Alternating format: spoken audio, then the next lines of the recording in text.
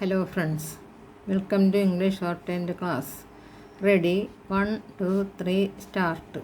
Even at the peak of the second wave in India last year, when no contact tracing was done or was possible, not a word was said about the Delta variant being in community transmission where the source of infection cannot be traced. But with extremely transmissible Omicron becoming the dominant variant across major cities in Safog, the consortium meant to monitor the genomic variations in the SARS-CoV-2 virus has for the first time officially mentioned that India has entered community transmission. Daily fresh cases have been over 0.3 million since January 19. Even as on June 15 last year, when the second wave had peaked here, India claimed to have only a cluster of cases as reflected in WHO's last epidemiological report mentioning the stage of transmission in member states. In contrast, the US declared community transmission in February 2020 when the source of infection was untraceable. In one instance, only 15 cases were detected then. The closest India came to admitting community transmission was in October 2020 when then Health Minister Dr.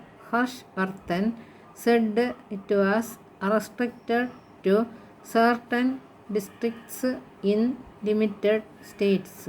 The deep reluctance to acknowledge community transmission was based on the premise that it marked the government's inability to control the virus spread and the failure of the harsh national lockdown. As the government tried in vain to obfuscate the stage of transmission, it only reflected its resistance to acknowledge reality and an unwillingness to be transparent.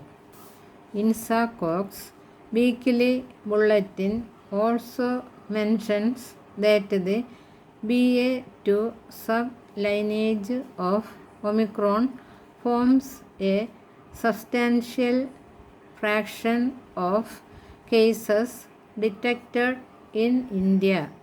This sublineage was detected a month after WHO had designated Omicron to be a variant of concern on November 26, 2021.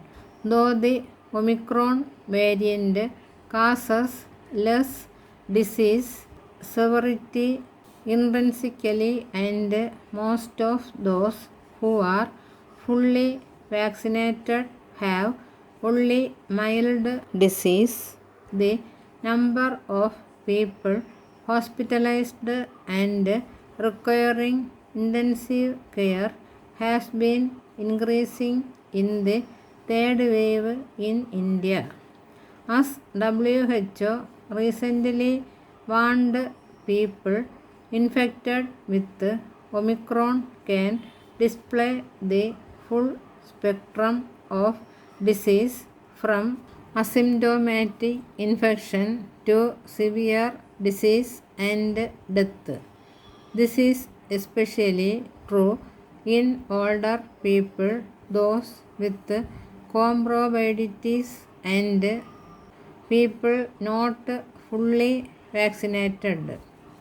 Though over 67% of adults have been fully vaccinated and nearly 8.2 million booster doses administered as on January 23, nearly 5.5% of healthcare workers, 6.8% of frontline workers, and 16.2% of those older than 60 years have not received their second dose. Fully vaccinating these vulnerable groups should be a high priority. Meanwhile, the need for strict adherence to COVID appropriate behavior cannot be overemphasized.